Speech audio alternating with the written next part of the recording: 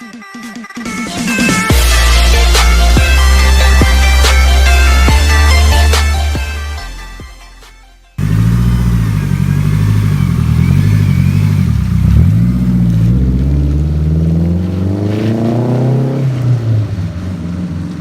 what's up guys? I just wanted to give you a little bit of information to fill some gaps this video will have.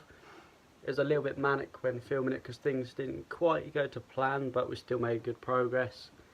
So yeah, basically went up to Talk Development International to see Jesse Halford, big up to him, on mapping the EP3.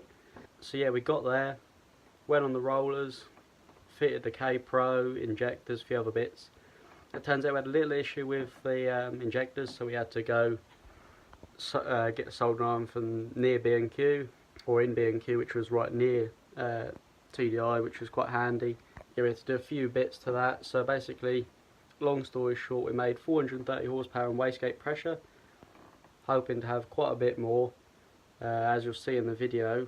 So yeah, we got to change the injectors, need to change the O-ring on the map sensor, need to adjust the throttle position sensor a little bit, and sort a little air leak which we actually found outside of the tuner, which is handy. So there isn't all that much to do. We're going back hopefully on the 6th of May. I'll record that and I'll tie that in with a video at terminal velocity, which is rolling half mile, which we're hoping to attend to. So that should be really quite good. So I just thought I'd better fill you in because I haven't really spoke that much through the video, so that will sort of explain a lot. Right, so just a quick intro guys, we're at mapping the EP3 today, hoping to make some decent numbers. We're at Talk Developments International and Jesse Halford is the mapper, so we go in, hopefully change a few bits, got a K-Pro to fit, injectors and a few other bits. We'll see how it goes.